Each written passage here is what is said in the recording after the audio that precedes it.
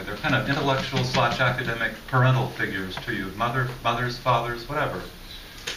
But anyway, what happens though normally, hopefully, ideally, is that there's a period where there's a merger with the mentor, and you're soaking up everything that person can give you and being inspired and all loving them to death and all this.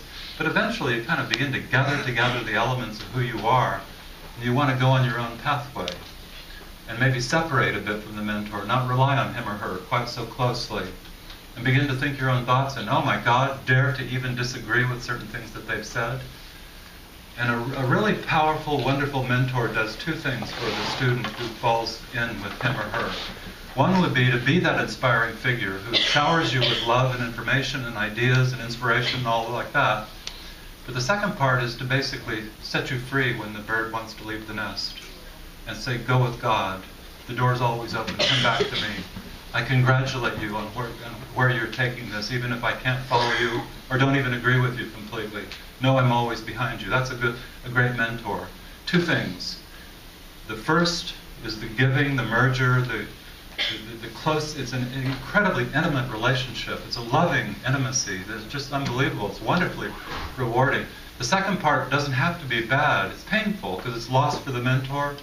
It's painful maybe to the student too, who breaks free. It's like a child growing up from adolescence and becoming an independent person. Well, some mentors are really good at one, but not so good at the other. And Austin Delorier, my first mentor, was good at both. He taught me the ropes on the psychotherapy of schizophrenia and inspired me to just such a breathtaking degree I couldn't believe it. It remained a permanent commitment of my interests all through my career, right up to including the present. Writings, Abyss of Madness is a legacy from him to some extent. The first case described in Abyss of Madness I did under his supervision. The case of Grace, the woman who thought she was part of the Holy Trinity and so on. That's Delorier. Tompkins was equally a genius, in different ways even more impressive than Delorier, but Tompkins was bad at the second one. And what happened, I'm not going to give you the gory details, but you know them if you've read Abyss of Madness. In the chapter on dreams, I tell the story of a young college professor who was turned upon by his mentor figure. That's me.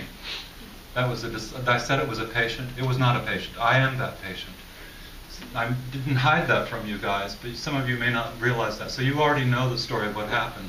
Tompkins turned on me viciously, accused me of stealing his ideas, told me I was a vampire, sucking down all his original insights and trying to gain credit for them myself, and almost destroyed our relationship.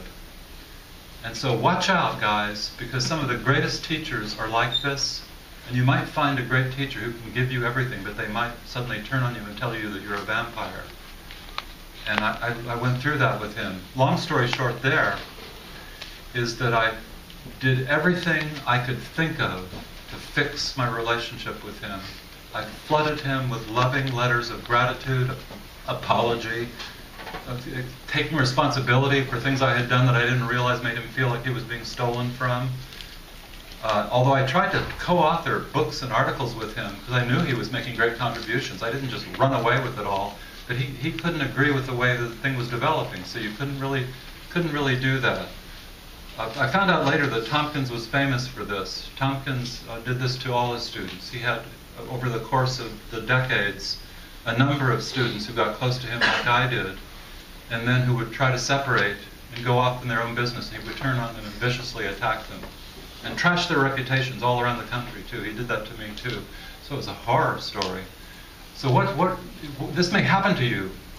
By the way, I aspire to be a mentor good for both, like good for, come love me and idealize me and learn from me if you want. But if you go your own way, I won't strike at you. And you can use any idea I ever shared with you and give me no credit at all. Write whole books and build whole reputations and careers on that, giving me no credit at all. And if I so much as let a peep out that you stole anything from me, I want you to get a gun and come and shoot me. Okay, because a mentor is a sacred job, I think, of just letting the student go and let them do what they want. Ideas are intangible. They're not properties of anyone. They're just whatever you do with them.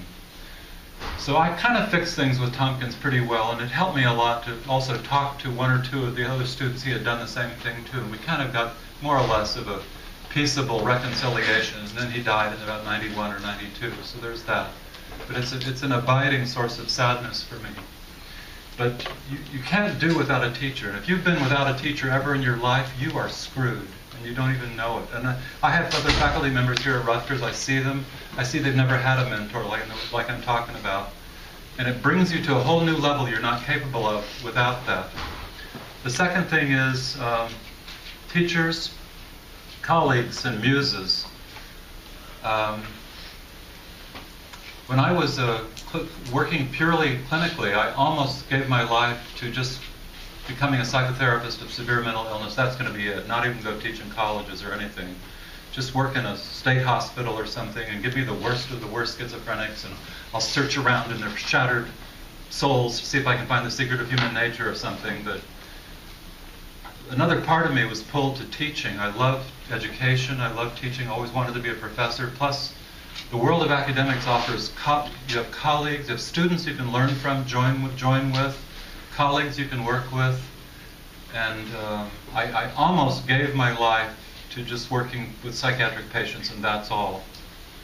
But at the last minute, and with much back and forth, I changed my mind and decided I would commit to being here at Rutgers. I'm so glad I did that.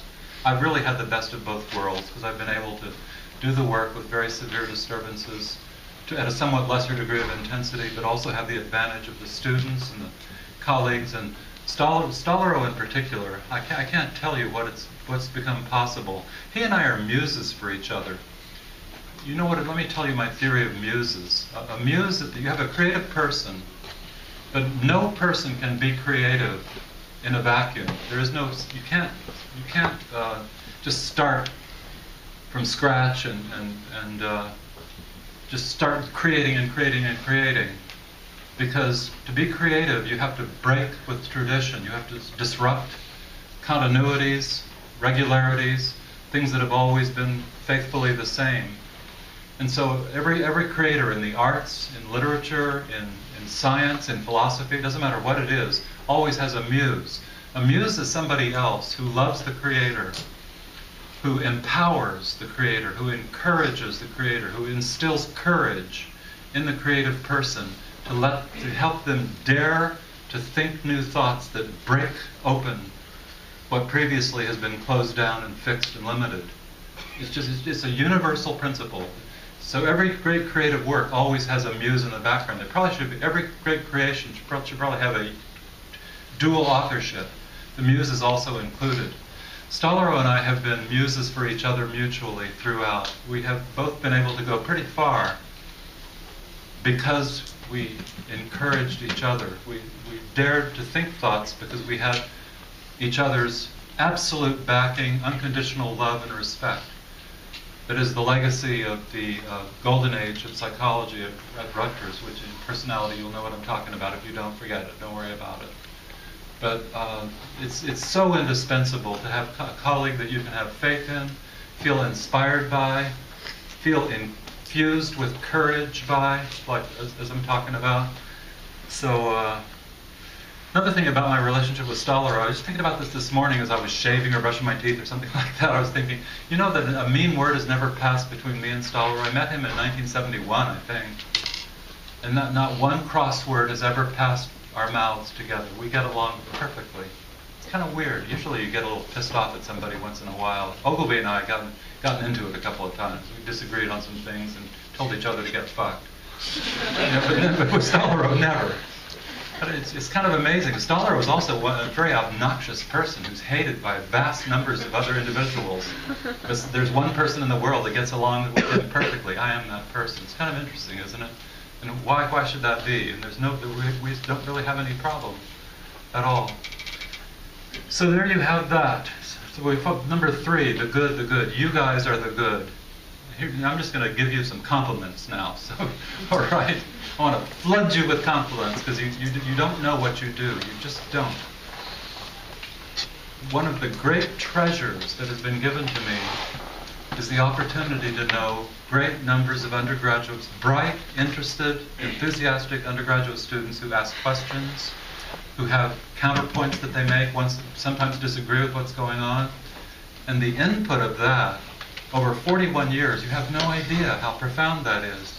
My mind has gone to places it couldn't possibly have gone had I not had to respond to those questions, or been struggled with them, or confused by them, or thought about them, or worked out the answers to them partially or completely in dialogues with the students. So I feel that I'm the luckiest person in the world for having been able to work at Rutgers. For one reason only, you. The rest of it's a bunch of bullshit. Okay? But on the other hand, the rest of it sort of supports the possibility of this. I'm kind of a believer that a great university, its primary mission is undergraduate education. And I don't find myself in agreement with most of my colleagues. They think it's the research aspect that's the main thing. You want the graduate students to do the research, do the publications. I say no, teach the undergraduates, is what it is. So anyway, guys, that's about it for today. And forever. Okay?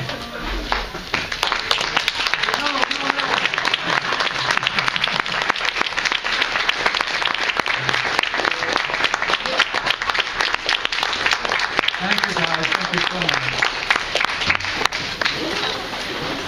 Is that okay? Not too bad.